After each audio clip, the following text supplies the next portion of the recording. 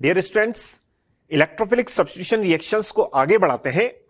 अब तक हमने ईएसआर में कौन कौन सी रिएक्शन पढ़ ली है? जी हां, फ्रीडल क्राफ्ट रिएक्शन, और उसमें हमने Friedel craft alkylation and acylation दोनों पढ़े हैं, और उसके बाद हमने सल्फोनेशन की भी बात की है। आइए हम नेक्स्ट रिएक्शन की तरफ चलें, and the next reaction is halogenation. Okay, तो आइए शुरू करते हैं हैलोजिनेशन रिएक्शन। और बच्चों, हैलोजिनेशन जैसा कि नाम से ही क्लियर है, हैलोजन आता है और वो हाइड्रोजन को रिप्लेस कर देता है बेंजीन से। क्लियर? तो आइए इस रिएक्शन की बात करते हैं। देखिए, in halogenation reaction halogen is introduced in aromatic ring and which replaces hydrogen from the ring. Okay, देखिए बेंजीन की रिएक्शन जब आप हैलोजन से करते हैं इन प्रेजेंस ऑफ AlCl3 और FeCl3 और लुईस एसिड, तो बताइए क्या होगा बच्चों? यहां पर देखिए X यहां से आएगा, बेंजीन से हाइड्रोजन को हटाकर और एक X बेंजीन पर जुड़ जाएगा, और ये जो प्रोडक्ट बनेगा इसका नाम क्या है? हेलोबेंजीन। क्या नाम इसका? हेलोबेंजीन। और हम जानते हैं X2 था, उसमें से एक X तो रिंग पर गया है, एक X बाकी है, तो रिंग में से H+ निकलकर HX बना लेगा। Clear? So this simple reaction is known as halogenation. अब अगर हम मैकेनिज्म की बात करना चाहें, हमें बिल्कुल क्लियर है बच्चों कि ईएसआर में सबसे पहले हमें इलेक्ट्रोफाइल जनरेट करना है। क्लियर? जो रिएजेंट दिए गए हैं उनकी हेल्प से।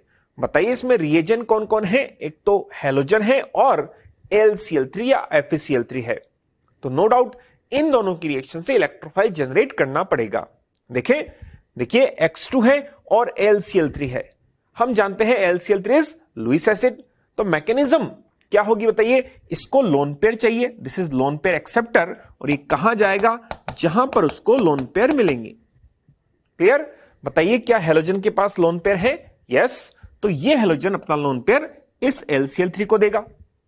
जब ये अपना लोन पेयर AlCl3 को देगा तो बताइए क्या होने लगेगा? ये बॉन्ड इसकी तरफ शिफ्ट होने लगेगा, और फाइनली क्या हो जाएगा? ये बॉन्ड टूट जाएगा, और ये X किसके साथ चला जाएगा? AlCl3 के साथ। ऐसी रिएक्शन हमने फ्रीडल क्राफ्ट एल्काइलेशन में भी देखी थी। क्लियर? लेकिन बच्चों वहां पर RX था, तो होता तो वही था, AlCl3 X को लेकर जाता था तो R पर पॉजिटिव आ जाता था, लेकिन यहां पर तो XX है। तो बताइए अब क्या होगा? यस, वेरी गुड, अब X पर पॉजिटिव आएगा। ओके, और हम देख सकते हैं बच्चों इस रिएक्शन में क्या हो जाएगा। देखें, जब ये बॉन्ड टूटा तो यहां X पर कौन सा चार्ज आया? पॉजिटिव चार्ज, और साथ में क्या बन गया? AlCl3 माइनस, और इसके साथ कौन जुड़ गया? X। ओके, तो ये इस तरह से बन जाता है, और यही X+ दैट इज हेलोनियम आयन। बच्चों क्या नाम इसका?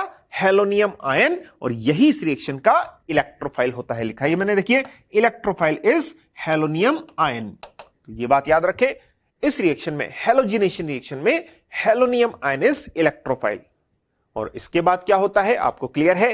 हेलोनियम आयन बेंजीन पर जाएगा और वहां से H+ को हटा देगा। देखिए हेलोनियम आयन अटैक करता है बेंजीन पर और वहां से हाइड्रोजन H+ निकल जाएगा, तो ये प्रोडक्ट बन जाएगा दैट इज हेलोबेंजीन। और बच्चों क्या बाहर निकला? यस, H+ बाहर चला गया है। ओके, अभी H+ वापस इसके साथ रिएक्ट करेगा, तो बच्चों अगेन आप देख सकते हैं AlCl3 माइनस,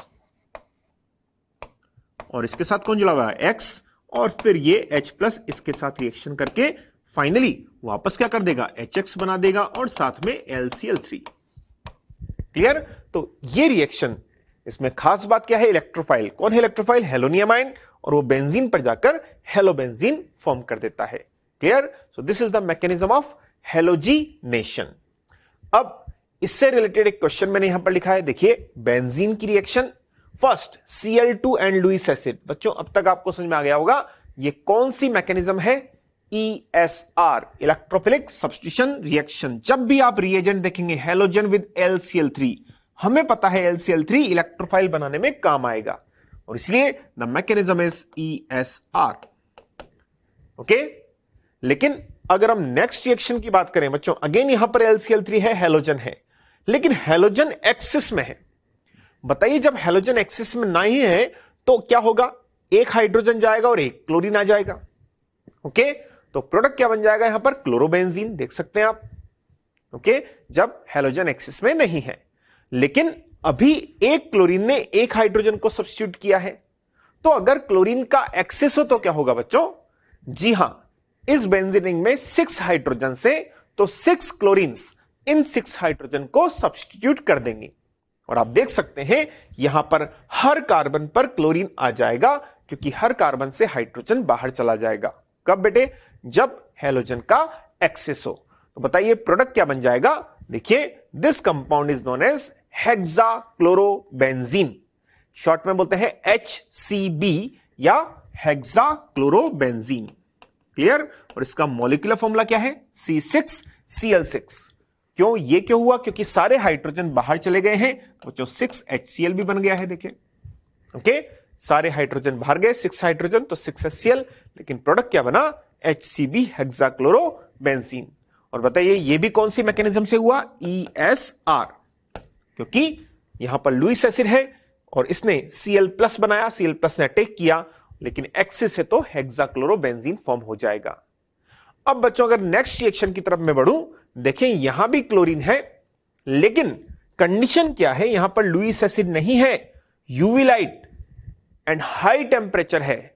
और बच्चों अब आपको याद आना चाहिए, यूवी लाइट, हाई टेम्परेचर कौन सी मैकेनिज्म को फेवर करता है? फ्री रेडिकल मैकेनिज्म को। ध्यान दें, कौन सी मैकेनिज्म को? फ्री रेडिकल मैकेनिज्म को। वैसे तो बेंजीन में एडिशन होना आसान नहीं होता है, benzene generally substitution reaction show करता है, क्योंकि अगर एडिशन हो गया तो एरोमेटिक से नॉन एरोमेटिक बन जाएगा। लेकिन अगर आप बाहर से एनर्जी प्रोवाइड करें, like UV light, high temperature, तो बच्चों इस केस में क्या होगा?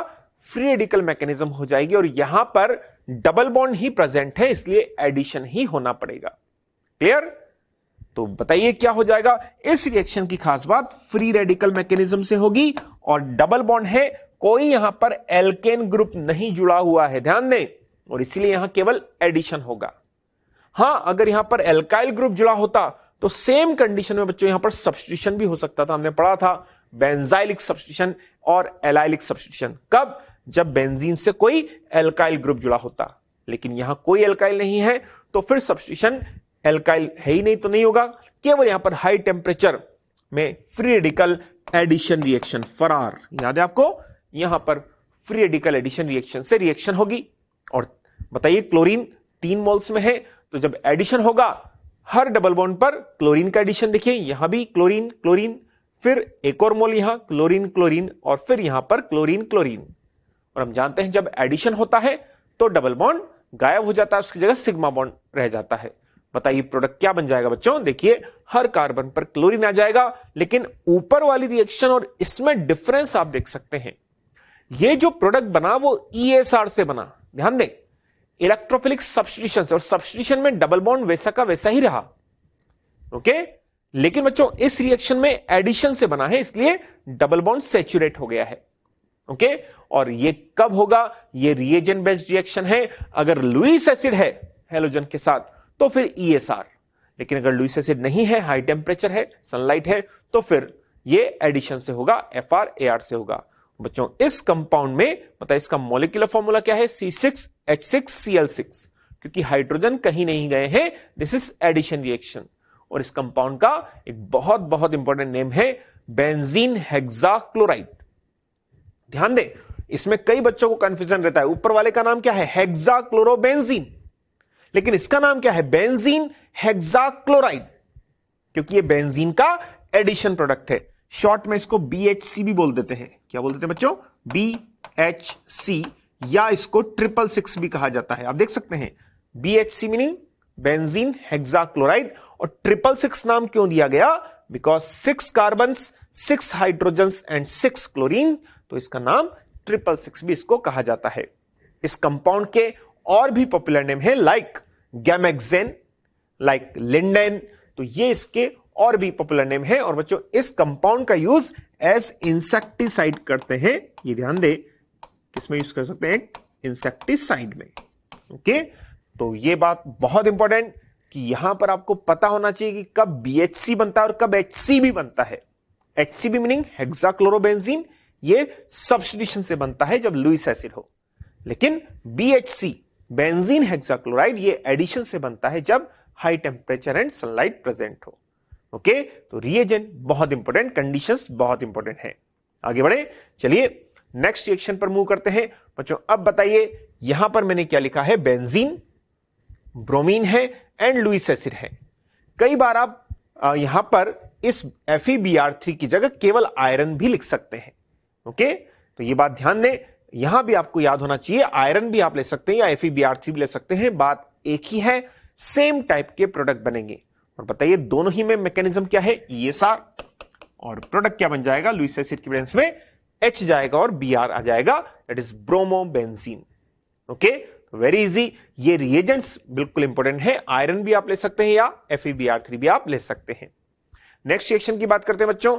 अब मैंने यहां पर लिखा है आयोडीन, बेंजीन की रिएक्शन आयोडीन के साथ in presence of Lewis acid.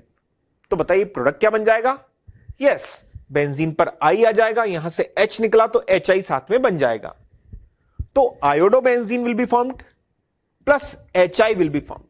लेकिन एक बहुत इंपॉर्टेंट बात बच्चों, this HI is strong reducing agent, जानते हैं आप, this is strong reducing agent. तो ये क्या करेगा, अगर ये स्ट्रॉन्ग रिड्यूसिंग एजेंट है तो बच्चों ये अगेन क्या कर सकता है, इस आयोडोबेंजीन के साथ रिएक्शन करके रिएक्शन को बैकवर्ड लेकर जा सकता है, इसका रिडक्शन कर सकता है। तो अगेन क्या बन जाएगा, बेंजीन बन जाएगा और I2 निकल जाएगा, तो रिएक्शन रिवर्सिबल चली जाएगी। सो आयोडीनेशन इज रिवर्सिबल रिएक्शन, ध्यान दें। और बच्चों अगर मुझे रिएक्शन को फॉरवर्ड लेकर जाना है, बताइए कैसे लेकर जा सकता हूं, ये रिएक्शन बैकवर्ड किसकी वजह से आ रही है, HI की वजह से, वो एक रिड्यूसिंग एजेंट है। तो अगर मैं HI को हटा दूं रिएक्शन में से तो रिएक्शन फॉरवर्ड चली जाएगी। और बच्चों एक रिड्यूसिंग एजेंट को हटाने के लिए ऑक्सीडाइजिंग एजेंट का हम यूज करते हैं, ये हमने एल्केन के आयोडीनेशन में भी पढ़ा था, याद है आपको, जब हमने एल्केन का आयोडीनेशन पढ़ा था तो वहां हमने यही बात पढ़ी थी कि HI रिएक्शन को बैकवर्ड लेकर जा सकता है and therefore the reaction should be carried out in presence of oxidising agent. Okay, तो ये यहां पर बहुत इंपॉर्टेंट बात देखिए, लिखा है मैंने, reaction is carried out in presence of oxidising agent like HNO3 और HiO3 to consume HI and shift the equilibrium forward. Okay, ये ऑक्सीडाइजिंग एजेंट क्या करेगा, लाइक आपने अगर HiO3 का यूज किया है तो बच्चों ये HNO3 का यूज किया है, ये इसको कंज्यूम करके रिएक्शन को फॉरवर्ड लेकर चला जाएगा। ओके, आगे मूव करते हैं। बताइए नेक्स्ट रिएक्शन मैंने लिखी है बेंजीन की रिएक्शन ICl के साथ, okay, in presence of AlCl3। बच्चों इस रिएक्शन में यहां I2 नहीं है, ICl है। तो अगर मैं देखूं यहां इलेक्ट्रोफाइल कौन बनेगा, हम जानते हैं ये बॉन्ड पोलर है और किसकी EN ज्यादा है, क्लोरीन की, और इसलिए ये बॉन्ड क्लोरीन की तरफ जाएगा। तो बच्चों यहां पर अगेन क्या जनरेट होगा, I+, समझ रहे हैं आप, क्योंकि ये बॉन्ड यस पोलर बॉन्ड है, क्लोरीन की तरफ जाएगा तो Cl AlCl3 के साथ चला जाएगा और I पर पॉजिटिव आया। तो बताइए प्रोडक्ट क्या बन जाएगा, जी हां I+ बेंजीन पर अटैक करेगा तो आयोडोबेंजीन। लेकिन मेरा आपसे क्वेश्चन, क्या इसमें HI फॉर्म हुआ है, नो, और अगर HI फॉर्म नहीं हुआ है तो फिर ये रिएक्शन बैकवर्ड नहीं जाएगी। तो बच्चों कितना इजी हो गया, अगर आप बेंजीन से आयोडोबेंजीन बनाना चाहते हैं तो I2 के साथ आपको ऑक्सीडाइजिंग एजेंट लेना ही पड़ेगा, अदरवाइज आप ICl लेकर भी रिएक्शन में आयोडोबेंजीन बना सकते हैं। ओके, नेक्स्ट इस रिएक्शन में देखिए बच्चों, बेंजीन है, आयोडीन है, HNO3 है। अब बताएं रिएक्शन रिवर्सिबल नहीं होगी क्योंकि आपने ऑक्सीडाइजिंग एजेंट ले लिया है, तो प्रोडक्ट अगेन आयोडोबेंजीन और HI बनेगा, लेकिन HI को ये कंज्यूम कर लेगा, तो ये रिएक्शन भी अब फॉरवर्ड डायरेक्शन में चली जाएगी। क्लियर है, कर लेंगे आप, तो ये बहुत इंपॉर्टेंट बात। अब इसमें एक बात और ध्यान दें बच्चों, हमें पता है कि ये जो रिएक्शन है आयोडोबेंजीन बनने की, that is reaction with I2, that is reversible reaction, और इसीलिए आयोडीनेशन के लिए एक बात याद रखें बच्चों, आयोडीनेशन में काइनेटिक आइसोटोपिक इफेक्ट एप्लीकेबल होता है फॉर किसके लिए, आयोडीनेशन के लिए। ये मैंने आपको पहले भी बताया है, iodination because this is reversible kinetic isotopic effect, और वो क्या होता है, एप्लीकेबल होता है। मीनिंग अगर आपसे पूछा जाए रेट ऑफ आयोडीनेशन, ध्यान दें, रेट ऑफ आयोडीनेशन, तो बच्चों C6H6, C6D6 एंड C6T6 ये डिक्रीजिंग ऑर्डर हो जाएगा। ये बहुत इंपॉर्टेंट बात, ये केवल और केवल आयोडीनेशन के लिए है। अगर क्लोरीन हो या ब्रोमीन हो तो फिर वो रिवर्सिबल रिएक्शन नहीं होती, उनके लिए ये काइनेटिक आइसोटोपिक इफेक्ट एप्लीकेबल नहीं होगा। और अगर ये इफेक्ट एप्लीकेबल नहीं होगा तो उस टाइम पर इन तीनों की रेट क्लोरीनेशन के लिए एंड ब्रोमिनेशन के लिए सेम होती है, लेकिन फॉर आयोडीनेशन C6H6 की रेट ज्यादा होगी। और इसका रीजन कार्बन हाइड्रोजन जो बॉन्ड स्ट्रेंथ है वो कम होती है, तो बॉन्ड इजीली ब्रेक हो जाएगा। तो बच्चों ये याद रखें आयोडीनेशन के लिए, और यही बात आपको सल्फोनेशन के लिए भी याद रखनी है। ओके, जब हमने सल्फोनेशन पढ़ा था उसमें भी हमने देखा था कि सल्फोनेशन इज रिवर्सिबल। तो ये जो दोनों रिवर्सिबल रिएक्शन है इनके लिए काइनेटिक आइसोटोपिक इफेक्ट एप्लीकेबल होता है। ओके, लेकिन फ्रीडल क्राफ्ट रिएक्शन के लिए या क्लोरीनेशन के लिए या ब्रोमिनेशन के लिए काइनेटिक आइसोटोपिक इफेक्ट एप्लीकेबल नहीं है। उनके लिए इन तीनों की रेट सेम हो जाएगी, लेकिन स्पेशली इन दोनों को याद रखें आप, आयोडीन अगर लेते हैं या फिर सल्फोनेशन के केस में तो ये ऑर्डर हो जाएगा। इसका मीनिंग इन दोनों रिएक्शन के लिए काइनेटिक आइसोटोपिक इफेक्ट एप्लीकेबल होगा। ओके बच्चों, आगे मूव करते हैं नेक्स्ट रिएक्शन पर। देखें, दिस इज टोलुइन, और टोलुइन की रिएक्शन ब्रोमीन के साथ इन प्रेजेंस ऑफ FeBr3। समझ आ जाना चाहिए, this is ESR, Lewis acid है बच्चों। बताइए यहां से कौन आएगा, Br+। ओके, और क्या Br+ कहीं भी चला जाएगा? नो। अब डिसाइड करेगा ये मिथाइल ग्रुप कि Br+ को कहां आकर जुड़ना है। बच्चों बताइए CH3 का कौन सा डायरेक्टिंग नेचर होता है? This is activating group and all activating groups are ortho para directing. समझ रहे हैं आप? All activating groups are ortho para directing. तो ये ब्रोमीन ऑर्थो पर भी आ सकता है एंड पैरा पर भी आ सकता है, लेकिन बच्चों इस रिएक्शन में जो मेजर प्रोडक्ट बनता है वो पैरा बनता है। ध्यान दें, इस रिएक्शन का मेजर प्रोडक्ट क्या बनेगा? पैरा। ऑर्थो बहुत कम बनेगा क्योंकि ब्रोमीन का साइज काफी बड़ा होता है। क्लियर? तो हिंड्रेंस आ जाता है एंड दैट इज व्हाई ये इस रिएक्शन का मेजर प्रोडक्ट बन जाएगा। क्लियर? लेकिन अब अगर देखिए बच्चों, दिस इज अगेन टोलुइन, और यहां अगर क्लोरीन मैंने लिखा है, ये रिएक्शन आपको याद ही रखनी है। इस केस में Cl+ आएगा, और बच्चों CH3 कौन सा डायरेक्टिंग है? Ortho para. लेकिन यहां पर जो मेजर प्रोडक्ट बनता है वो ऑर्थो फॉर्म होता है। ओके, और ये आपको याद रखना है, ब्रोमीन के केस में तो मेजर पैरा बनता है, लेकिन अगर यहां पर Cl2 लिया है तो टोलुइन के केस में यहां पर ऑर्थो मेजर बनता है। क्लियर? तो ये दोनों रिएक्शन में अलग अलग प्रोडक्ट मेजर बन रहे हैं, लेकिन आपको इनको याद रखना है। ओके, आगे बढ़े। चलिए नेक्स्ट रिएक्शन को देखिए बच्चों, दिस इज अगेन टोलुइन। अब अगर टोलुइन की रिएक्शन क्लोरीन के साथ सनलाइट की प्रेजेंस में, और क्लोरीन का एक्सिस है, बच्चों आपको यहां पर सोचना चाहिए कि कौन सी रिएक्शन होनी चाहिए।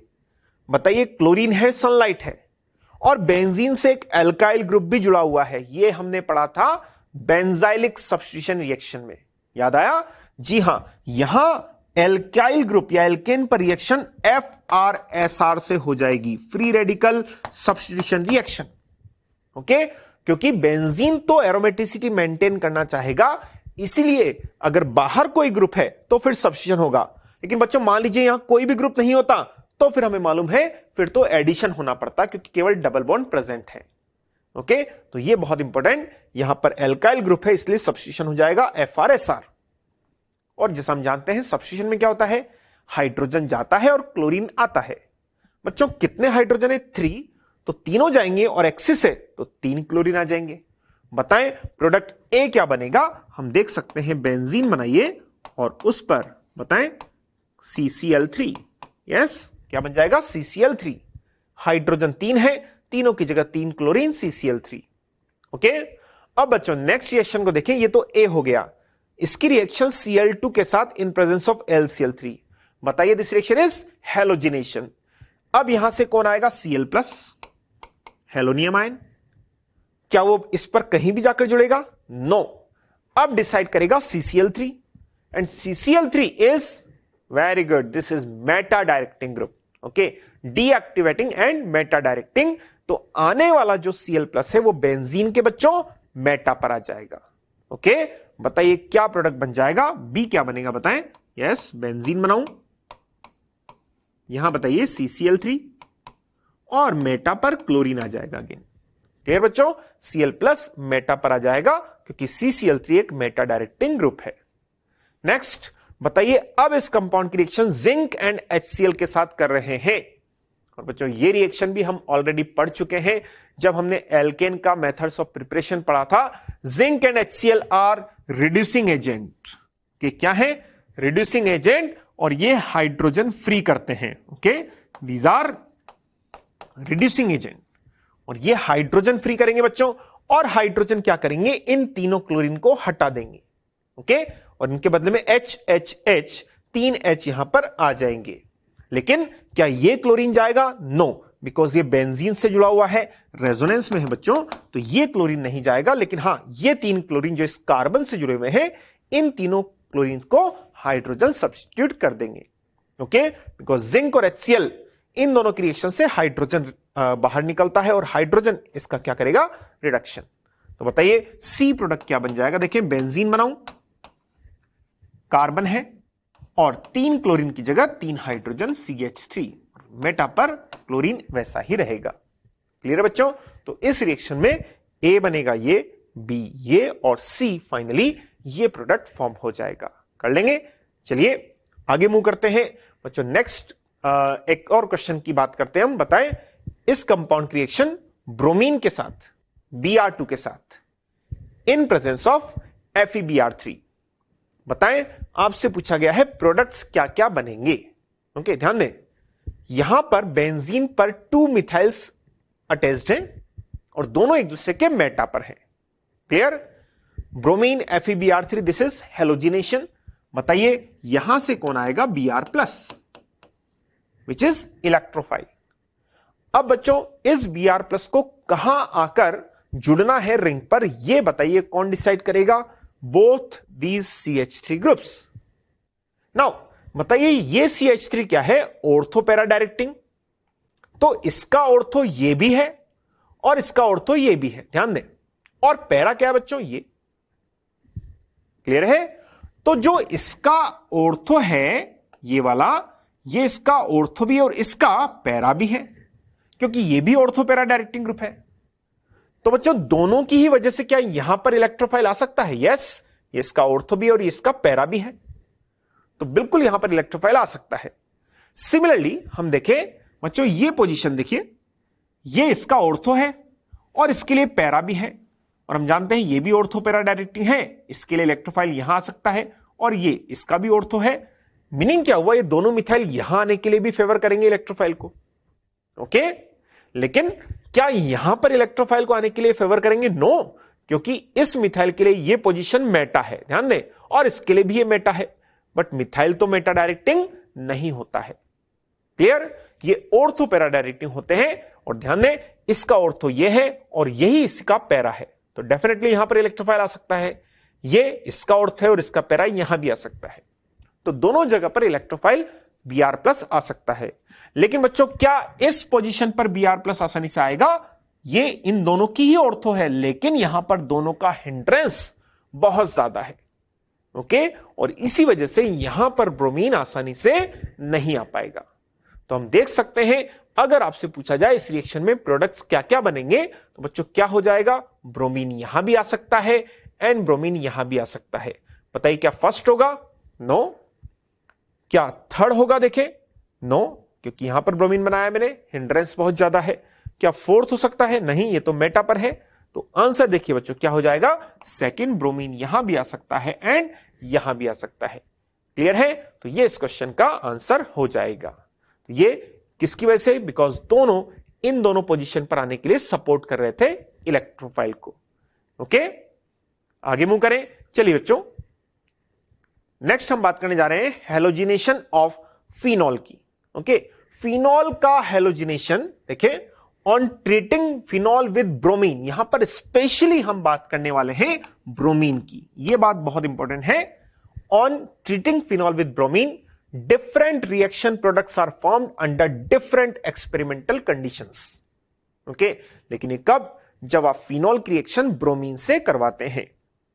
क्लियर, देखें बच्चों यहां पर मैंने 2 कंडीशन लिखे हैं। फिनॉल ब्रोमीन के साथ रिएक्शन CH2 या CCl4। बच्चों हम जानते हैं ये दोनों ही नॉन पोलर सॉल्वेंट है। क्या है ये? Non polar solvent. जबकि यहां पर ब्रोमीन के साथ वाटर है and this is polar solvent. Okay, तो दो अलग अलग कंडीशन में यहां पर फिनॉल का ब्रोमिनेशन हम कराने जा रहे हैं। अगर फिनॉल का ब्रोमिनेशन नॉन पोलर सॉल्वेंट की प्रेजेंस में कराएं लाइक CH2 और CCl4, बच्चों बताइए OH कौन सा डायरेक्टिंग ग्रुप होता है? Yes, it is activating group. और जो एक्टिवेटिंग ग्रुप होते हैं हमें मालूम है इसका प्लस एम होता है, तो ये ऑर्थो एंड पैरा डायरेक्टिंग होता है। क्लियर? तो बताइए ब्रोमीन कहां आएगा? OH के ऑर्थो पर एंड पैरा पर। तो फर्स्ट कंडीशन में प्रोडक्ट ऑर्थो भी बनेगा एंड पैरा भी बनेगा। ओके, ये ध्यान देना आप। ओके, दोनों बनेंगे, मेजर क्या बनेगा? पैरा। लेकिन अगर हम इसकी बात करें बच्चों, ब्रोमीन एंड H2O, बताइए यहां पर क्या है? पोलर सॉल्वेंट है। और पोलर सॉल्वेंट में अगर ब्रोमीन आपने लिया है तो ध्यान दें बच्चों, तीनों जगह पर ब्रोमीन आ जाएगा, इस ऑर्थो पर भी, इस ऑर्थो पर भी और इस पैरा पर भी। क्लियर? जब ऐसा होगा तो प्रोडक्ट क्या बनेगा? देखें, दोनों ऑर्थो पर ब्रोमीन और पैरा पर भी, क्योंकि OH is ortho para directing. तो प्रोडक्ट फॉर्म्ड इज 2 4 6। अगर हम नंबरिंग करें 1, this is principal functional group, 1 2 3 4 5 6, तो 2 4 6 ट्राइब्रोमोफिनॉल। ओके, ये प्रोडक्ट बन जाएगा। और इसे बहुत बहुत इंपॉर्टेंट है क्योंकि ये व्हाइट पीपीटी के फॉर्म में आपको मिलता है। क्लियर? किसका व्हाइट पीपीटी? 2,4,6 ट्राइब्रोमोफिनॉल का व्हाइट पीपीटी यहां पर मिलता है। अब बच्चों अगर हम ध्यान दें कि यहां पर ऐसा क्यों हुआ, यहां पर केवल एक जगह पर ब्रोमीन आया है इन दोनों में। ओके, दोनों बने हैं लेकिन केवल एक जगह पर सब्स्टिट्यूशन हुआ है, और यहां पर दोनों ऑर्थो पर भी हुआ और पैरा पर भी हुआ है। अच्छा, अगर मैं आपसे एक बात पूछूं, बताइए ऊपर वाले केस में रिएक्टिविटी ज्यादा है या नीचे वाले में? बताएं। जी हां, जब आपने पोलर सॉल्वेंट लिया है तो रिएक्टिविटी ज्यादा है, क्योंकि आपको पता है प्रोडक्ट जो बना है उसमें तीनों जगह ब्रोमीन आ गए हैं। तो जब पोलर सॉल्वेंट है तो वहां पर रिएक्टिविटी ज्यादा हुई होगी, इसलिए यहां पर तीनों जगह ब्रोमीन आ गए होंगे। ओके, अब क्यों यहां पर रिएक्टिविटी ज्यादा हुई होगी इसकी बात करें बच्चों। देखिए क्या होता है, फिनॉल यहां पर क्या है? OH। ओके, और आपने यहां पर क्या लिया बच्चों? Polar solvent. क्लियर? तो देखिए फिनॉल एंड वाटर, वाटर की प्रेजेंस में फिनॉल एक एसिड का रोल करता है। और बताइए एसिड क्या करता है? H+ डोनेट करता है। तो देखिए ये बॉन्ड इधर टूट जाएगा और बच्चों ये जो OH है इससे ये O- बन जाएगा। ध्यान दें, क्या बन जाएगा? O-। Phenoxide ion, phenol water के साथ रिएक्शन करके फिनॉक्साइड आयन में कन्वर्ट हो जाता है। और अब बताइए OH ज्यादा एक्टिवेटिंग ग्रुप है या O-? जी हां, नेगेटिवली चार्ज्ड एटम का प्लस एम ज्यादा होता है। O- is more activating group, ये बहुत स्ट्रॉन्ग एक्टिवेटिंग ग्रुप है। और अगर ये स्ट्रॉन्ग एक्टिवेटिंग ग्रुप है तो बच्चों ऑर्थो एंड पैरा पर इलेक्ट्रॉन डेंसिटी को बहुत ज्यादा इंक्रीज कर देता है, एंड दैट इज व्हाई यहां पर प्रोडक्ट ये बन जाएगा ब्रोमिनेशन से। Clear? Because O- is very strong activating group. Clear? लेकिन अगर आप यहां पर पोलर सॉल्वेंट नहीं लेते, CH2 या CCl4 लेते, तो फिर ये फिनॉल ही रहता, OH ही रहता, और OH ही रहता तो ये ऑर्थो पैरा डायरेक्टिंग, मतलब OH ऑर्थो और पैरा पर ही ब्रोमीन आता। क्लियर है ना? तो ये बात आप याद रखें कि अगर आपने पोलर सॉल्वेंट लिया है तो यहां पर 2,4,6 ट्राइब्रोमोफिनॉल का व्हाइट प्रेसिपिटेट बनेगा। और बच्चों इसलिए व्हाइट प्रेसिपिटेट बनने की वजह से ही हम बोल सकते हैं this is a test to identify phenol, या ऐसा बोल सकता हूं this is a test to distinguish phenol and alcohol. बताइए क्या एल्कोहल व्हाइट पीपीटी देगा? नो, लेकिन फिनॉल ब्रोमीन वाटर के साथ रिएक्शन करके व्हाइट पीपीटी दे देगा। This is a test to distinguish alcohol and phenol. Clear है? क्या बच्चों हमने एल्कोहल और फिनॉल में डिस्टिंग्विश करने के कुछ और टेस्ट भी पहले पढ़े हैं? यस, बताइए कौन से? देखिए ROH ये एल्कोहल है और ये फिनॉल है। बताइए सोडियम एल्कोहल के साथ भी रिएक्शन देता है एंड फिनॉल के साथ भी। सोडियम के साथ तो दोनों ही रिएक्शन करते हैं, तो ये तो टेस्ट नहीं है।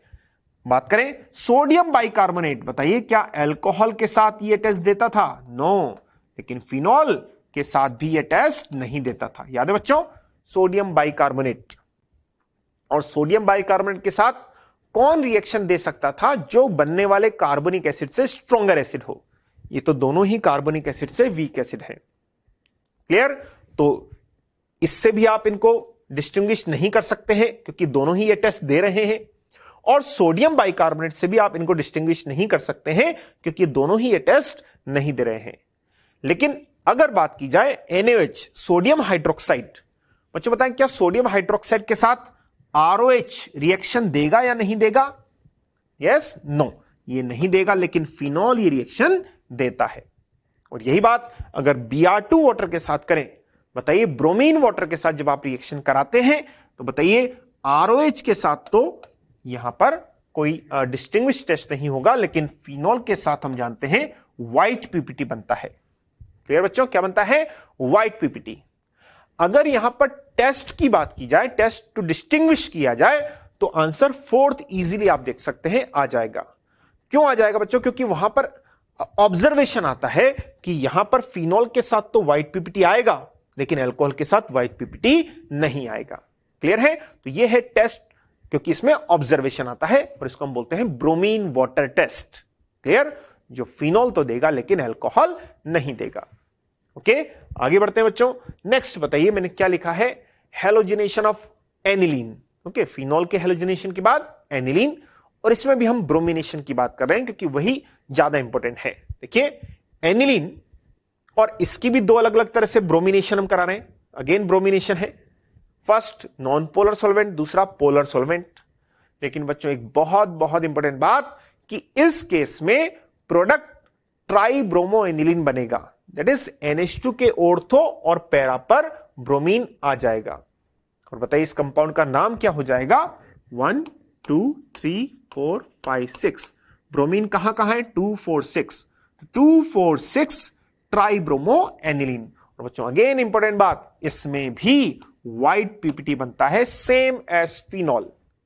लेकिन फिनॉल में कब बनता था? जब फिनॉल ब्रोमीन के साथ वाटर की प्रेजेंस में रिएक्शन करता था, पोलर सॉल्वेंट में। लेकिन बच्चों यहां तो दोनों ही कंडीशन में सेम प्रोडक्ट मिलेगा, व्हाइट पीपीटी मिलेगा। और इसका रीजन बिल्कुल क्लियर है, जिस तरह से फिनॉक्साइड आयन बहुत ज्यादा एक्टिवेटिंग होता था, वैसे ही यहां NH2 है। और बच्चों NH2 is very very activating group, OH से भी ज्यादा एक्टिवेटिंग है NH2। हमने पढ़ा है, अगर हम प्लस M की बात करें बच्चों, O माइनस, क्योंकि नेगेटिवली चार्ज है इसका प्लस M, NH2 से ज्यादा, और NH2 का OH से ज्यादा, क्योंकि N की EN कम है। और इसीलिए ध्यान दें O माइनस एंड NH2 को क्या कहा गया है? Highly activating. ओके, ये हाईली एक्टिवेटिंग ग्रुप होते हैं। ओके, और ये रिंग को बहुत ज्यादा एक्टिवेट कर देंगे, क्योंकि रिंग में इलेक्ट्रॉन डेंसिटी को बहुत बढ़ा देंगे। और कहां कहां बढ़ाएंगे? ऑर्थो एंड पैरा पर। तो सभी ऑर्थो पर और पैरा पर ब्रोमीन या इलेक्ट्रोफाइल का अटैक हो जाएगा। ओके, तो ध्यान दें, पहली बात, अगर फिनॉल है, नॉन पोलर सॉल्वेंट है, तो केवल ऑर्थो एंड पैरा ही बनेगा, दो अलग अलग। लेकिन अगर ब्रोमीन के साथ वाटर है, फिनॉल है, तो ट्राइब्रोमोफिनॉल। और बच्चों सिमिलरली अगर एनिलीन है, लेकिन एनिलीन में कुछ भी सॉल्वेंट हो, आपको ट्राइब्रोमो एनिलीन का व्हाइट पीपीटी फॉर्म करना है। क्लियर है? तो ये तो आप देख सकते हैं कि एनिलीन से तो दोनों ही कंडीशन में ट्राइब्रोमो एनिलीन बनेगा। अब बच्चों अगर मैं आपसे पूछता हूं कि इन दोनों कंडीशन में ये बन रहा है, लेकिन मुझे एनिलीन से केवल पैरा ब्रोमो एनिलीन बनाना है, तो फिर मैं कैसे बनाऊं? ओके, क्या मैं नॉन पोलर सॉल्वेंट की प्रेजेंस में ब्रोमिनेशन कराऊं? नहीं, उसमें भी ये बन रहा है, पोलर में भी ये बन रहा है। तो बच्चों अब इससे ये कैसे बनेगा, ये मेरा क्वेश्चन है। तो इस पर ध्यान दें, वेरी वेरी इंपॉर्टेंट। बताइए इस कंडीशन में जब आपने नॉन पोलर सॉल्वेंट लिया है, तब भी यह बन रहा है ट्राइब्रोमो एनिलीन। ऐसा क्यों हुआ? Because NH2 is very very activating group, strongly activating group.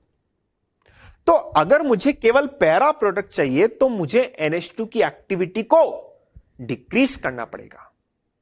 Okay, अगर मैं NH2 की एक्टिविटी को, रिएक्टिविटी को कम कर दूं बच्चों, तो फिर केवल ऑर्थो प्रोडक्ट या फिर सिर्फ पैरा प्रोडक्ट आपको मिलेगा।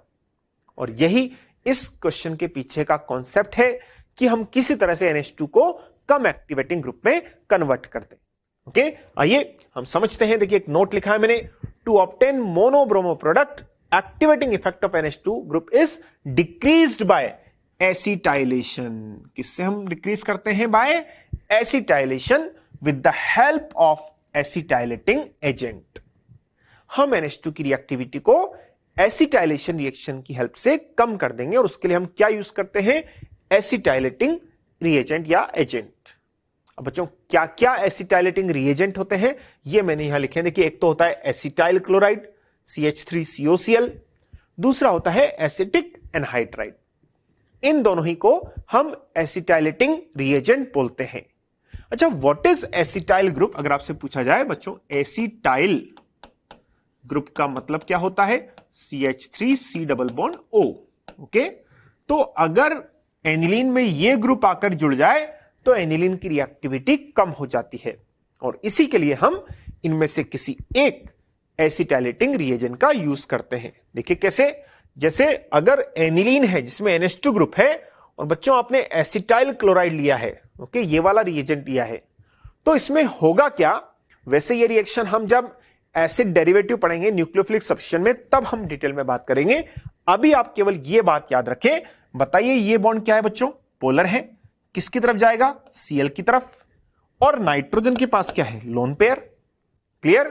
तो बताइए जब ये Cl की तरफ जाएगा तो NH2 अपना लोन पेयर किसको देगा? इस कार्बन को। तो NH2 पर प्लस आ जाएगा और COCH3 और Cl चला जाएगा। क्लियर?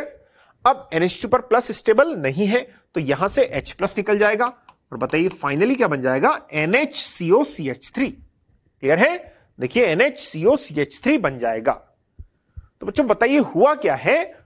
जो NH2 था उसकी रिएक्शन एसिटाइल क्लोराइड से होकर, ओके, यहां से H निकाल देना है और यहां से Cl निकाल देना है। डायरेक्ट बता रहा हूं, H हटा दीजिए, Cl हटा दीजिए और NH को यहां जोड़ दीजिए। बताइए देखें फिर क्या हो रहा है? H हटा दीजिए, Cl और NH को यहां जोड़ दीजिए, क्या प्रोडक्ट बन जाएगा? NHCOCH3। क्लियर? तो इसी को बोलते हैं acetylation of NH2 group. NH2 में से एक H हटाकर COCH3 ग्रुप जोड़ देंगे। कब? जब यहां पर एसिटाइल क्लोराइड होगा या फिर नेक्स्ट क्या होगा बच्चों? Acetic anhydride. ओके, दोनों ही का काम क्या है? H को हटाकर COCH3 को लेकर आ जाना। फॉर एग्जाम्पल देखें, ये क्या है बच्चों? Aniline. This is acetyl chloride in presence of base. Base H plus के निकलने को इजी करता है। बताइए क्या करना है आपको? जैसे ही आप ये देखेंगे बच्चों, यहां से H को हटाना है, यहां से Cl को हटाना है। क्लियर? और रिमेनिंग ग्रुप आप इस पर जोड़ देंगे NH पर। बताइए क्या बन जाएगा? NHCOCH3 ये बन जाएगा। क्लियर? ऐसे ही अगर आप यहां पर एसिटिक एनहाइड्राइड लेते हैं बेस की प्रेजेंस में, बताएं बच्चों क्या करेंगे? यहां से H हटाएंगे और इसमें लिविंग ग्रुप ये हो जाएगा OCOCH3। ओके, तो इसको इसमें से हटा दीजिए, OCOCH3 विद H, तो एसिटिक एसिड बाहर निकल गया। और बच्चों यहां पॉजिटिव आया तो इस पॉजिटिव पर NH ये पूरा का पूरा ग्रुप आ जाएगा। क्लियर? तो सेम प्रोडक्ट मिल जाएगा बेंजीन पर। देखें NH, एक H गया इसके साथ तो NH और COCH3। ओके, और ये जो कंपाउंड बना इसका एक पॉपुलर नेम होता है एसिट एनिलाइड। क्या नाम होता है इसका? एसिट एनिलाइड, जो एनिलीन के एसिटाइलेशन से बने एसिट एनिलाइड। क्लियर? और अब बताइए बच्चों, यहां पर NH2 क्या है? एक्टिवेटिंग ग्रुप, क्योंकि इसके पास लोन पेयर है, प्लस एम इफेक्ट है। और अब इसके एसिटाइलेशन से ये बना, यहां भी बेंजीन से NH जुड़ा, इसके पास भी लोन पेयर है, लेकिन बताइए इसका प्लस एम तो है लेकिन प्लस एम कम हो जाएगा। व्हाई? क्योंकि बच्चों इसका लोन पेयर इस CO के साथ इंटरनल रेजोनेंस में भी जा सकता है, तो बेंजीन को देने वाला इफेक्ट कम हो जाएगा। समझ रहे हैं आप? ये लोन पेयर इंटरनल रेजोनेंस में जा सकता है तो इधर भी आ सकता है, लेकिन इधर देने वाला इफेक्ट कम हो जाएगा बिकॉज ये लोन पेयर उधर भी चला जाएगा। और इसीलिए हम बोल सकते हैं कि NH2 का प्लस एम इससे ज्यादा होता है। और इसका मीनिंग क्या हुआ? बताइए, इसमें इसका एक्टिवेटिंग नेचर क्या हो गया है? कम हो गया है। एक्टिवेटिंग तो अभी भी है क्योंकि लोन पेयर वाला ग्रुप है, लेकिन ये कम हो गया है NH2 के कंपैरिजन में। और यही हमारा एम था कि हम किसी तरह से NH2 के एक्टिवेटिंग नेचर को कम कर दें। और वो कैसे किया? By acetylation with help of acetyl chloride और एसिटिक एनहाइड्राइड। क्लियर बच्चों? मैंने लिखा भी, देखिए M effect O minus NH2OH, और इसका आप सबसे कम है जो यहां पर आपको मिला है, इसका मतलब ये वीक डीएक्टिवेटिंग ग्रुप हो गया है। वीक एक्टिवेटिंग ग्रुप हो गया है, सॉरी ये NH3 वीक एक्टिवेटिंग हो गया है। क्लियर है बच्चों? तो ये बहुत इंपॉर्टेंट। अब वापस हमारे क्वेश्चन पर चलते हैं। बताइए मुझे इससे मोनोब्रोमो पैराब्रोमो बनाना है, तो पहले मुझे क्या करना पड़ेगा? NH2 की रिएक्टिविटी को कम करना पड़ेगा। उसके लिए एसिटाइलेशन करते हैं। क्लियर? बताइए NH2 की रिएक्शन जब एसिटिक एनहाइड्राइड से करें या फिर एसिटाइल क्लोराइड, दोनों में से कोई भी लें इन प्रेजेंस ऑफ बेस। याद रखें यहां पर आप क्या ले सकते हैं? एसिटाइल क्लोराइड या एसिटिक एनहाइड्राइड। बताइए क्या हो जाएगा? H निकल जाएगा, COCH3 आ गया, NHCOCH3 एसिटेनिलाइड, जो हमने भी पढ़ा। Now this is weak activating group. तो बच्चों अगर आप इसका आगे हेलोजिनेशन करते हैं, बताइए अगेन ये एक्टिवेटिंग तो है, तो ये कौन सा डायरेक्टिंग हो जाएगा? Yes, ortho and para. Ortho में हिंड्रेंस ज्यादा है तो ब्रोमीन कहां ज्यादा आएगा? पैरा में। ओके, तो बताइए यहां पर पैरा पर ब्रोमीन आ जाएगा। लेकिन मुझे तो ये चाहिए बच्चों, NH2 और Br। यहां पर ब्रोमीन तो आ गया, लेकिन यहां NH2 होना चाहिए था, अभी तो NHCOCH3 है।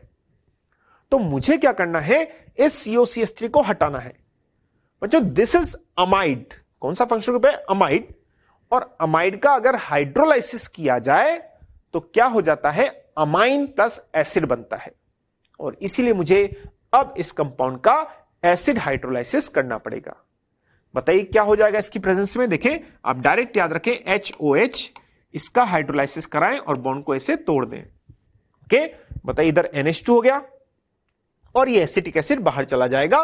प्रोडक्ट क्या बन जाएगा? देखें, NH2 और यहां पर पैरा पोजीशन पर ब्रोमीन आ जाएगा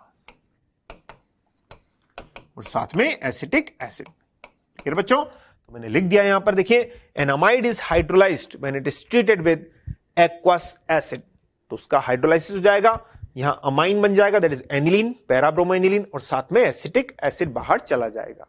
क्लियर? तो ये पूरी रिएक्शन क्या है किसको कन्वर्ट करने के लिए? Aniline into parabromoaniline. ओके बच्चों, फिनॉल के ब्रोमिनेशन में एक बात आपको याद रखनी है, वो एक नोट के फॉर्म में आप यहां पर लिख सकते हैं। देखिए, इफ COOH और SO3H, that is carboxylic acid और sulphonic acid group is present at ortho और पैरा टू अ हाइड्रोक्सिल और अमाइनो ग्रुप। ओके, मीनिंग क्या हुआ? अगर OH के ऑर्थो या पैरा पर इन दोनों में से कोई भी ग्रुप हो, या फिर NH2 के ऑर्थो पैरा पर इन दोनों में से कोई भी ग्रुप हो, then these groups are replaced by bromine when treated with bromine water. Clear? अगर इनमें से कोई एसिडिक ग्रुप हो तो Br उसको हटा देगा और खुद वहां पर आ जाएगा। जैसे कि बच्चों यहां पर देखिए, फिनॉल में पैरा पोजीशन पर SO3H लगा हुआ है। अब अगर आप इसकी रिएक्शन ब्रोमीन वाटर के साथ करें तो आपको पता है फिनॉल की रिएक्शन ब्रोमीन वाटर से करने पर ट्राइब्रोमोफिनॉल बनता था। मीनिंग ऑर्थो पर तो ब्रोमीन आते ही थे दोनों पर, और पैरा पर भी ब्रोमीन आता था। तो यहां दोनों तो जगह तो ब्रोमीन आएगा क्योंकि वाटर है। क्लियर? यहां दोनों जगह ब्रोमीन आएगा और साथ साथ बच्चों ये Br इस SO3H को भी रिप्लेस कर देगा। ध्यान दें, यही मैंने यहां पर लिखा है। तो इसमें भी फाइनल प्रोडक्ट क्या बनेगा? 2,4,6 ट्राइब्रोमोफिनॉल। क्लियर? बिल्कुल वैसा ही यहां पर देखिए, इसके ऑर्थो पर COOH है फिनॉल में। अब OH में क्या होता है? जब ब्रोमीन वाटर से रिएक्शन कराते हैं तो तीनों जगह पर ब्रोमीन आ जाता है। अब इसमें यहां भी आएगा ब्रोमीन, यहां भी आएगा, यहां COOH ग्रुप है लेकिन इसको भी ब्रोमीन रिप्लेस कर देगा, तो फाइनल प्रोडक्ट अगेन सेम बन जाएगा 2,4,6 ट्राइब्रोमोफिनॉल। तो ये बात आपको याद ही रखनी है। क्लियर है? आगे मूव करते हैं बच्चों। नाउ हमने रिएक्शन पढ़ी हेलोजिनेशन, और इस रिएक्शन के बाद अगली जो एक इंपॉर्टेंट रिएक्शन की हम बात करें ESR में, उसका नाम क्या है? Nitration reaction. और बच्चों जैसा कि नाम से क्लियर है, इस रिएक्शन में बेंजीन के हाइड्रोजन को NO2 ग्रुप रिप्लेस कर देगा। कौन सा ग्रुप? NO2 group. जैसे देखिए बेंजीन है, और अब बेंजीन की रिएक्शन अगर हम कराते हैं concentrated HNO3 plus concentrated H2SO4, इन दोनों के मिक्सचर से, जिसको नाम दिया गया नाइट्रेटिंग मिक्सचर। क्या नाम दिया गया इनको? Nitrating mixture. तो nitrating mixture consist of concentrated nitric acid plus concentrated sulphuric acid. और जब ये रिएक्शन हुई तो बताइए हाइड्रोजन को NO2 ने सब्स्टिट्यूट कर दिया है, तो नाइट्रोबेंजीन प्लस वाटर यहां पर फॉर्म हो जाएगा। क्लियर? तो बहुत easy reaction is nitration reaction. Mechanism की अगर बात करें, बिल्कुल हमें पता है पहले इलेक्ट्रोफाइल का जनरेशन होता है। बच्चों यहां पर इलेक्ट्रोफाइल को जनरेट करने के लिए हमने रिएजेंट क्या क्या लिए हैं? HNO3 plus H2SO4। देखिए this is H2SO4, this is HNO3। अब एक बात बहुत इंपॉर्टेंट बच्चों, बताइए इनमें से ज्यादा स्ट्रॉन्गर एसिड कौन सा है? जी हां, H2SO4। और अगर ये स्ट्रॉन्गर है तो ये क्या देगा? H+। बताइए ये बॉन्ड किधर टूटेगा? O की तरफ, और यहां से H+ निकल गया। क्लियर? H+ निकलने के बाद यहां क्या बच जाएगा? HSO4 minus, HSO4 minus. और बच्चों H+ कहां जाएगा? इस लोन पेयर पर। ये अपना लोन पेयर इसको देगा। देखें जब ये लोन पेयर अपना इसको देगा तो यहां पर क्या हो जाएगा? OH2+, और ये बाहर निकल गया तो NON पर पॉजिटिव आ जाएगा। कौन बताइए क्या बन जाएगा? NO2+। क्लियर? ये मैं आपको डायरेक्ट बता रहा हूं। बताइए क्या हुआ है? इस H2SO4 से H+ आया और उस HNO3 में से NO2+ को जनरेट करेगा वाटर का रिमूवल करके।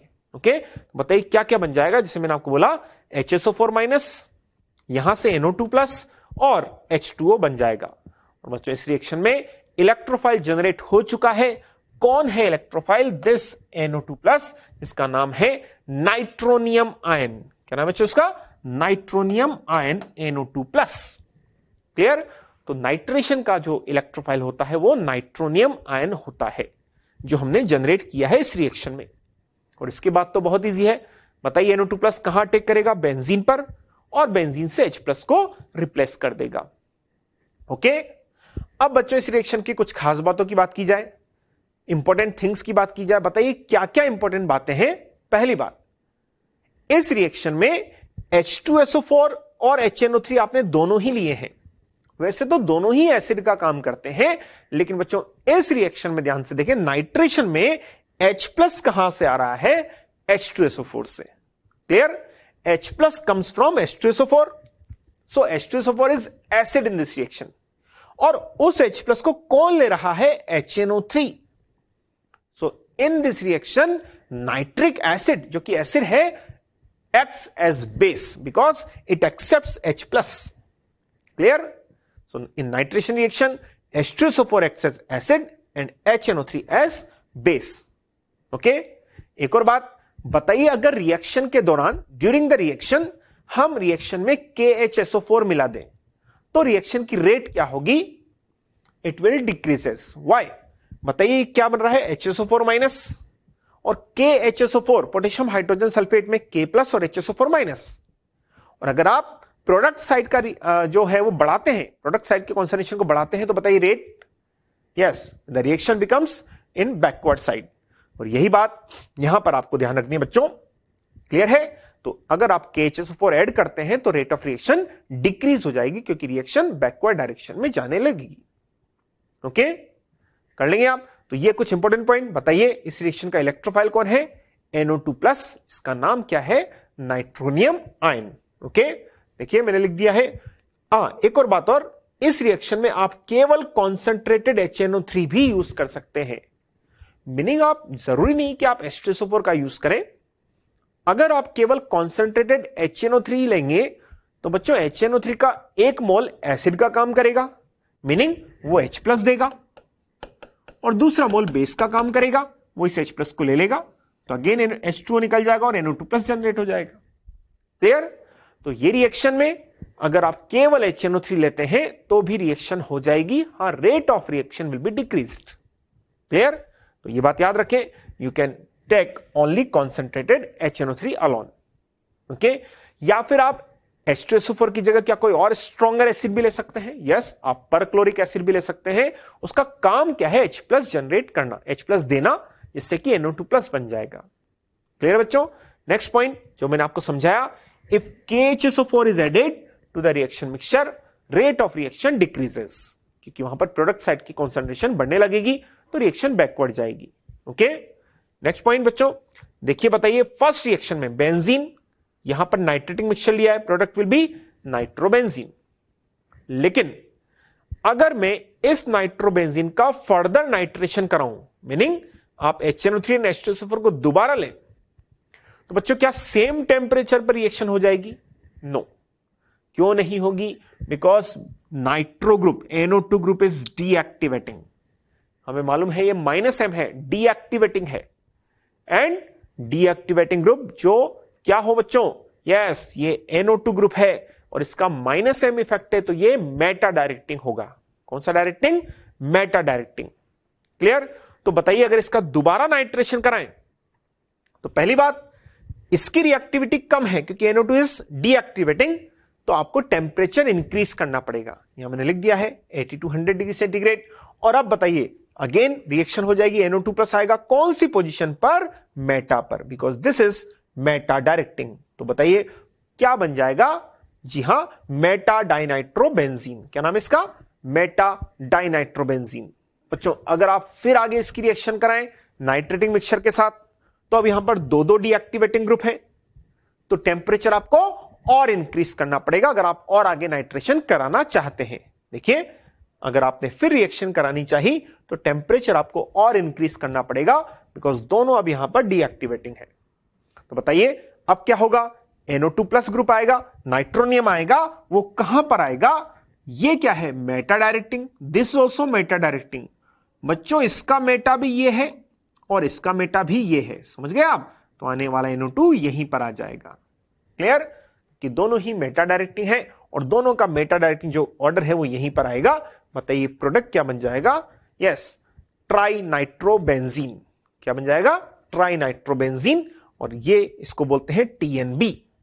बच्चों ट्राई नाइट्रो जो कंपाउंड्स होते हैं वो जनरली एक्सप्लोजिव नेचर के होते हैं, सो this is explosive yellow solid. Okay, the name is try nitrobenzene. ये एक सॉलिड फॉर्म में होता है और एक्सप्लोजिव में काम आता है। क्लियर है? ये कैसे हुआ? जब बेंजीन की रिएक्शन आपने HNO3 and H2SO4 के एक्सिस के साथ की है और टेम्परेचर को इंक्रीज करते गए। क्लियर? आगे मूव करते हैं बच्चों। नेक्स्ट रिएक्शन बताइए, टोलुइन का नाइट्रेशन हम करना चाहते हैं। अब बेंजीन के साथ CH3 है और आपने इसका भी एक्सिस लिया है। बताइए CH3 क्या है बच्चों? Activating group. और कौन सा डायरेक्टिंग है? Ortho and para.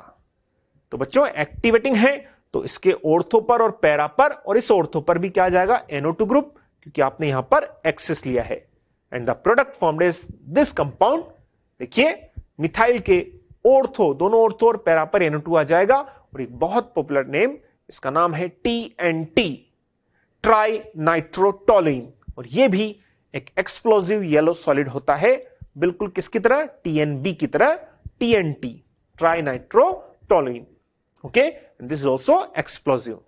नेक्स्ट बच्चों बताइए, दिस इज एनिसॉल। बेंजीन पर OCH3, क्या नाम इसका? एनिसॉल। अब एनिसॉल का आप क्या कर रहे हैं? नाइट्रेशन कर रहे हैं, तो आपको देखना पड़ेगा NO2 प्लस आएगा। इलेक्ट्रोफाइल जनरेट कीजिए NO2 प्लस, और वो कहां आकर जुड़ेगा वो डिसाइड करेगा OCH3। बच्चों OCH3 का nature ortho para directing, because this is activating. तो आने वाला कहां का आएगा? ऑर्थो पर एंड पैरा पर। क्लियर बच्चों? लेकिन मेजर क्या बनेगा? पैरा प्रोडक्ट यहां पर फॉर्म होगा।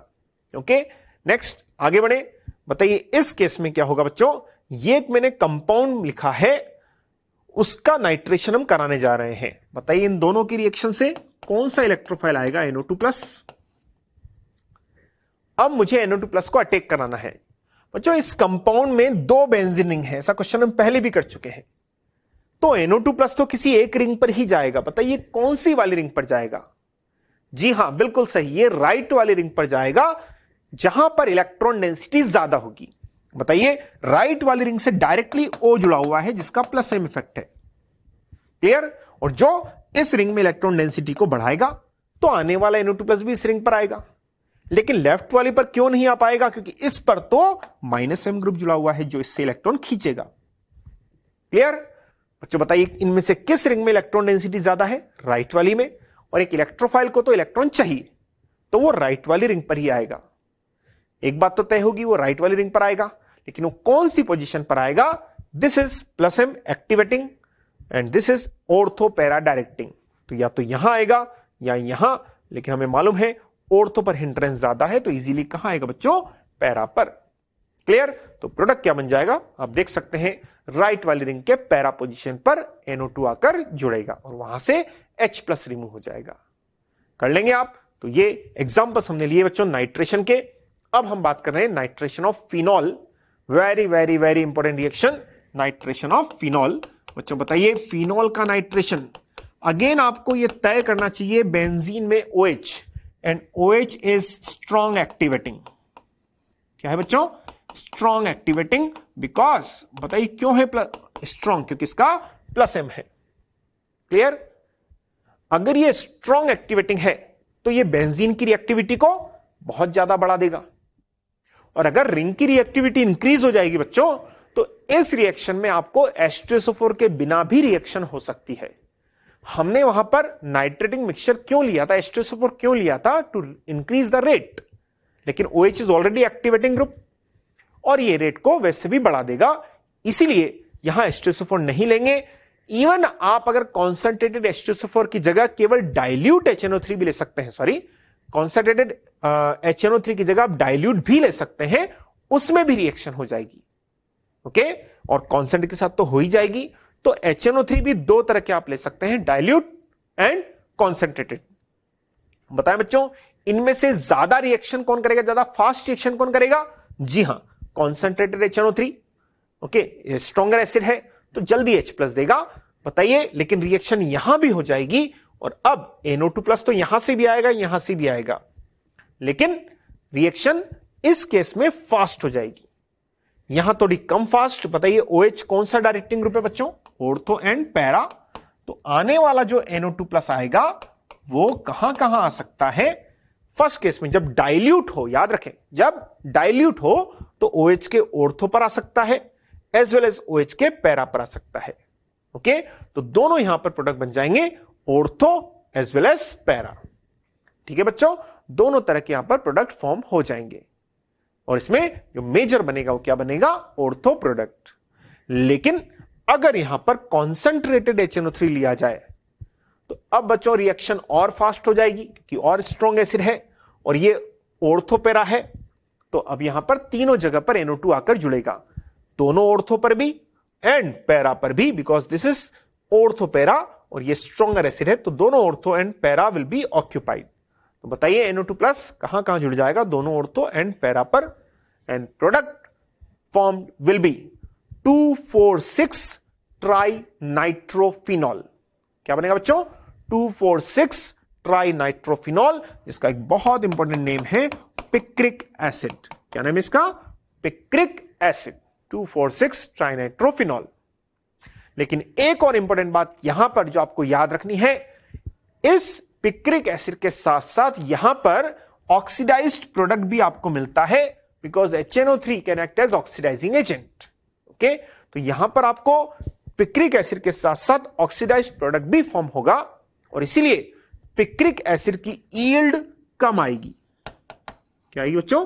यील्ड विल बी लेस, और इसलिए आप कह सकते हैं कि this reaction is not a very good method to prepare picric acid.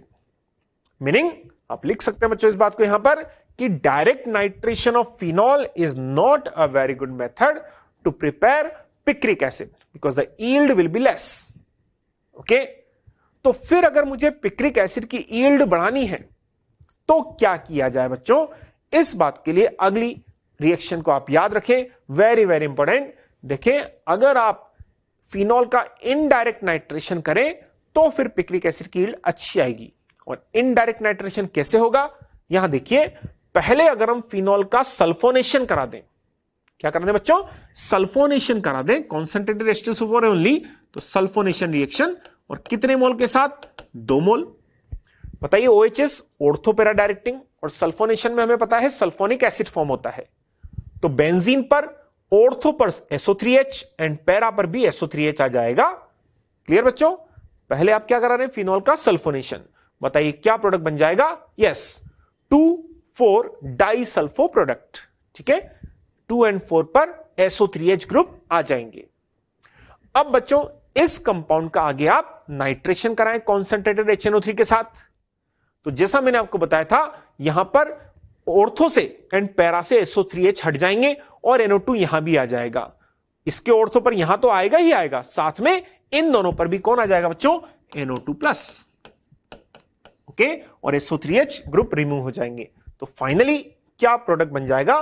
Picric acid in good yield. Okay, यहां पर पिक्रिक एसिड की अच्छी यील्ड मिलेगी and this is the better method to prepare picric acid. Okay, और इसी को हम बोलते हैं इनडायरेक्ट नाइट्रेशन, मीनिंग पहले फिनॉल का अगर आप सल्फोनेशन कराएं और उसके बाद नाइट्रेशन कराएं तो पिक्रिक एसिड की गुड यील्ड मिलेगी। लेकिन अगर आप फिनॉल का डायरेक्ट नाइट्रेशन कराते हैं तो पिक्रिक एसिड मिल तो सकता है कॉन्सेंट्रेटेड HNO3 से, लेकिन उसकी यील्ड कम मिलेगी। Clear? This is very important reaction. एक नोट लिखा है मैंने, देखिए बच्चों, अगर आप डाइल्यूट HNO3 लेते हैं तो आपको क्या क्या मिलता था? ऑर्थोनाइट्रोफिनॉल एंड पैरानाइट्रोफिनॉल, एंड दोनों का मिक्सचर मिलता था। और अगर आपको ऑर्थोनाइट्रोफिनॉल एंड पैरानाइट्रोफिनॉल का मिक्सचर मिलता है तो उसको सेपरेट भी करना पड़ेगा, और उनके मिक्सचर को सेपरेट करने का एक मेथड होता है स्टीम डिस्टिलेशन। एक क्वेश्चन भी आया हुआ है, ध्यान दें। Orthonitrophenol and paranitrophenol can be separated using steam distillation. Okay, steam distillation से इन दोनों के मिक्सचर को सेपरेट कर सकते हैं, as orthonitrophenol is more volatile than paranitrophenol. बच्चों, स्टीम डिस्टिलेशन से आप सेपरेट करते हैं, बॉइलिंग पॉइंट में डिफरेंस है दोनों के। हम जानते हैं पैरानाइट्रोफिनॉल, देखिए ये क्या है? ऑर्थोनाइट्रोफिनॉल। ऑर्थोनाइट्रोफिनॉल में ऑर्थो पोजीशन पर OH एंड NO2 है, तो यहां पर इंट्रामोलिकुलर हाइड्रोजन बॉन्डिंग हो जाएगी। क्लियर? इंट्रामोलिकुलर। लेकिन पैरानाइट्रोफिनॉल में दोनों पैरा पोजीशन पर हैं, तो बच्चों इंट्रा तो नहीं हो सकती। इसकी जगह क्या होगा? एक और मॉलिक्यूल आएगा और इसका जो हाइड्रोजन है ये NO2 के साथ हाइड्रोजन बॉन्डिंग करेगा, और इसको हम क्या बोलते हैं? Intermolecular hydrogen bonding. Boiling point depend करता है इंटरमोलिकुलर अट्रैक्शन फोर्सेस पर। किस पर बच्चों? Intermolecular attraction forces, meaning molecules के बीच में जो अट्रैक्शन फोर्स लगेंगे, और वो कहां लग रहे हैं? इस केस में पैरानाइट्रोफिनॉल में, और इंटरमोलिकुलर हाइड्रोजन बॉन्डिंग की वजह से बताइए इसका बॉइलिंग पॉइंट ज्यादा है, और बॉइलिंग पॉइंट ज्यादा है, so this is less volatile, जबकि ऑर्थोनाइट्रोफिनॉल इज मोर वोलेटाइल। यही मैंने लिखा है, देखिए, orthonitrophenol is more volatile than paranitrophenol due to intramolecular hydrogen bonding in orthonitrophenol. Clear? जबकि पैरानाइट्रोफिनॉल का BP ज्यादा है। तो ये एक बहुत इंपॉर्टेंट बात कि इन दोनों के मिक्सचर को आप स्टीम डिस्टिलेशन से सेपरेट आउट कर सकते हैं। क्लियर? आगे मूव करते हैं बच्चों। Now nitration of aniline. Aniline का नाइट्रेशन, फिनॉल के नाइट्रेशन हमने पढ़ लिया है, और अब हम किसकी बात कर रहे हैं? एनिलीन का नाइट्रेशन।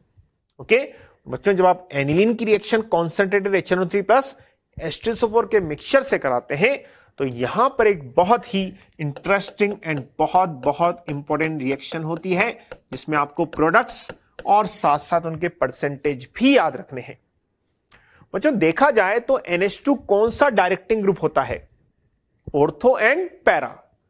तो प्रोडक्ट जो मिलने चाहिए ऑर्थो और पैरा मिलने चाहिए, और मेटा कम मिलना चाहिए, मतलब मेटा नहीं मिलना चाहिए या बिल्कुल लीस्ट मिलना चाहिए।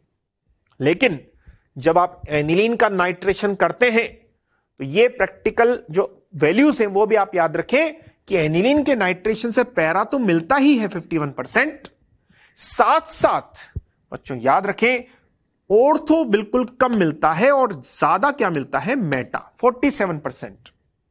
जबकि मिलना क्या चाहिए था? Ortho and para. मेटा तो बहुत कम मिलना चाहिए था, लेकिन मेटा प्रोडक्ट भी यहां पर सिग्निफिकेंट अमाउंट में मिलता है। क्लियर? और उसका रीजन जानना बहुत जरूरी है कि why in nitration of aniline Meta product form in significant amount along with para product. Para तो सबसे ज्यादा है ही, लेकिन मेटा भी 47% बना। ऐसा क्यों हुआ है, इसकी बात हम करने जा रहे हैं बच्चों, और इसका रीजन जानिए। यह हमने पहले भी देखा था जब हमने फ्रिडल क्राफ्ट की बात की थी। एनिलीन फ्रिडल क्राफ्ट नहीं देता था बिकॉज वहां एसिड बेस रिएक्शन हो जाती थी लुईस एसिड के साथ। वैसे ही बताएं, ये भी क्या है बच्चों? एसिड। ओके, और acid aniline can act as base. तो बच्चों जो फर्स्ट रिएक्शन होगी वो एसिड बेस रिएक्शन हो जाएगी। बताइए एसिड क्या देगा? H+ और NH2 उसको ले लेगा तो NH3+ बन जाएगा, एनिलीनियम आयन। और एनिलीन आयन में NH3+ क्या होता है बच्चों? दिस इज डीएक्टिवेटिंग ग्रुप और इसीलिए उसको क्या बोलते हैं? Meta directing. Clear? This is deactivating and meta directing और इसीलिए इसमें meta product forms in significant amount. Okay, ये क्वेश्चन भी आया हुआ है कि in which of the from which of the compound on nitration meta product form in significant amount. तो उसका आंसर क्या बच्चों? एनिलीन। लिख लें इस बात को, एनिलीन के नाइट्रेशन से मेटा प्रोडक्ट भी सिग्निफिकेंट अमाउंट में मिलेगा। ओके, और साथ साथ ये भी लिखा है मैंने बच्चों, इस रिएक्शन में ये तो मिलेंगे ही, साथ में बहुत कम अमाउंट में टेरी ऑक्सीडेशन प्रोडक्ट भी मिल सकता है। क्लियर है? तो ये बहुत इंपॉर्टेंट रिएक्शन है जो मैंने आपको बताई। किसका नाइट्रेशन? एनिलीन का नाइट्रेशन। क्लियर? अब बच्चों इसमें एक और क्वेश्चन हम कर सकते हैं कि अगर आपको एनिलीन से केवल ये चाहिए, क्या देखिए, एनिलीन से अगर आप बनाना चाहते हैं पैरा नाइट्रो एनिलीन तो आप कैसे बनाएंगे? ओके, अगर आप केवल यही बनाना चाहते हैं तो कैसे फॉर्म कर सकते हैं बताएं। अगर हम डायरेक्ट नाइट्रेशन करेंगे तो मेटा भी 47% मिलेगा, तो डायरेक्ट नाइट्रेशन तो नहीं कर सकते। तो बच्चों हम क्या करें? अगेन पहले हम अगर NH2 का एसिटाइलेशन कर दें एसिटिक एनहाइड्राइड के साथ, हमें पता है इस रिएक्शन में NH2 की रिएक्टिविटी कम हो जाएगी और एसिड एनिलाइड बनता है। ये हमने हेलोजिनेशन में भी पढ़ा था, लेकिन this is acid anilide. Clear? बताइए अब इसका एक्टिवेटिंग नेचर क्या हो गया है? कम हो गया है। तो अब आप इसका नाइट्रेशन करा सकते हैं। दिस इज अगेन ऑर्थोपेरा और पैरा पर NO2 आ जाएगा। क्लियर? ये प्रोडक्ट मिल गया, लेकिन मुझे तो ये चाहिए बच्चों। कैसे मिलेगा? अगेन इसका हाइड्रोलाइसिस करा दे। देख सकते हैं आप, तो हाइड्रोलाइसिस कराएं तो बॉन्ड टूट जाएगा और पैरा नाइट्रो एनिलीन यहां पर बन जाएगा। ये बिल्कुल किसकी तरह? जैसे हमने पैरा ब्रोमो एनिलीन बनाया था। क्लियर है? तो इस तरह से आप ये आसानी से नाइट्रेशन रिएक्शन कर सकते हैं। ओके, आगे मूव करते बच्चों। नेक्स्ट क्वेश्चन में लिखा है, देखिए, क्लोरोबेंजीन और क्लोरोबेंजीन की 3 अलग अलग रिएक्शन मैंने यहां पर लिख दी है। बताइए, फर्स्ट रिएक्शन इज, देख सकते हैं आप, this is halogenation, halogen with Lewis acid. बताएं क्लोरीन कौन सा डायरेक्टिंग ग्रुप है बच्चों? ऑर्थोपैरा। डीएक्टिवेटिंग तो है, लेकिन ये ऑर्थोपैरा डायरेक्टिंग ग्रुप है। तो बताइए यहां पर प्रोडक्ट क्या क्या बनेंगे? ऑर्थो पर क्लोरीन आएगा एंड पैरा पर क्लोरीन आएगा। क्लियर? देख सकते हैं आप बच्चों, आप खुद भी कर सकते हैं। बताइए, क्लोरीन यहां पर पैरा पर क्लोरीन एंड ऑर्थो पर क्लोरीन। बताएं नेक्स्ट में, दिस इज नाइट्रेशन रिएक्शन। इसमें से यहां कौन आ रहा था बच्चों? Cl+। यहां इलेक्ट्रोफाइल कौन आएगा? NO2+। Again chlorine is ortho para. बताइए क्या हो जाएगा? क्लोरीन के ऑर्थो पर NO2 एंड पैरा पर NO2। और थर्ड रिएक्शन में आप देख सकते हैं कॉन्सेंट्रेटेड H2SO4 बच्चों, this is sulphonation. Clear? This is sulphonation reaction और इसमें इलेक्ट्रोफाइल SO3 आएगा। बताइए अगेन क्या हो जाएगा? Cl के ऑर्थो एंड पैरा पर SO3H आ जाएगा। क्लियर? ये हम जानते हैं, ये तीनों रिएक्शन किसकी हो गई है? क्लोरोबेंजीन की ESR रिएक्शंस हमने की हैं। This is halogenation, this is nitration and this is sulphonation. Okay, next reaction बताइए, this is benzoic acid. Benzoic acid की रिएक्शन Br2 FeBr3 के साथ। बताएं बच्चों क्या हो जाएगा यहां पर? COOH। देखिए ये कौन सा डायरेक्टिंग ग्रुप है? Meta directing. This is halogenation. कौन आएगा बच्चों? हेलोनियम आयन। क्लियर? और किस पोजीशन पर आएगा? मेटा पर। तो product will be this COOH and Meta पर Br। ऐसी बताइए, दिस इज नाइट्रेशन, NO2+ आएगा और ये भी इसके मेटा पर आ जाएगा। तो COOH एंड मेटा पर बच्चों क्या आ जाएगा? Yes, NO2। क्लियर है? यहां पर ब्रोमिनेशन है, ये मेटा डायरेक्टिंग है तो मेटा पर ब्रोमीन। अगेन यहां पर नाइट्रेशन है, NO2+ इसके मेटा पर आ जाएगा। ओके, अब बच्चों ये रिएक्शंस जो मैंने आपको बताई है, यहां पर हमने बेंजीन के साथ साथ जो दूसरे एरोमेटिक डेरिवेटिव्स हैं वो भी हम साथ साथ ले रहे हैं। और एक बात आपको याद रखनी है कि जैसे जो कंपाउंड है, अगर आप NCERT में इनको देखेंगे तो जो कंपाउंड है वो उसी चैप्टर में मिलेंगे। जैसे ये रिएक्शन किसकी रिएक्शन है? एसिड की रिएक्शन, तो ये कार्बोक्सिलिक एसिड चैप्टर में मिलेगा। क्लियर? इसके पहले हमने किसकी रिएक्शन पढ़ी थी? क्लोरोबेंजीन की रिएक्शन। तो क्लोरोबेंजीन की रिएक्शन हेलो एल्केन चैप्टर में वहां पर मिलेगा आपको, क्लियर, या aryl halide and halo alkane वो चैप्टर में मिलेगा। तो ये चैप्टर वाइज पढ़ा रहा हूं। एनिलीन की रिएक्शन आपको अमाइंस चैप्टर में मिलेगी एनसीईआरटी के। ओके, तो अगर आपको चैप्टर्स में एनसीईआरटी में देखना है तो इस तरह से आप देख सकते हैं कि कौन से फंक्शनल ग्रुप है और एनसीईआरटी में वो उसी चैप्टर में मिलेगा और वहां से आप इन रिएक्शंस को पढ़ सकते हैं साथ साथ। क्लियर?